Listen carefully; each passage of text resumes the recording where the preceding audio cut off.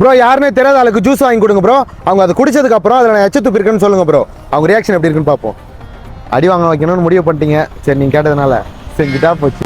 வரும் சண்டா ஒன்றும் இல்லை, எனக்கு வந்து இன்னைக்கு பிறந்த நாள், அதனால எல்லாருக்கும் ஜூஸ் கொடுத்துன்னு வருவேன். ஜூஸ் மட்டும் குடிக்கிறீங்களா நீங்க? நீங்க யாருன்னே தெரியாது, நான் எப்படி ஜூஸ் வாங்கிட்டு இந்த அவமானம் உனக்கு தேவையா? வாங்கி குடிங்களா?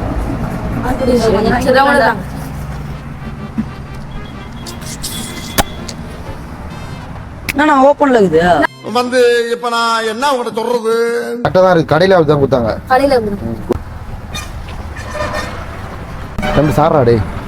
ஏனா ஒன்றும் இல்லை, அது ஜூஸ் இருக்குதுல்ல, அதில் சளி கொஞ்சம் துப்பிட்டு தெரியாம.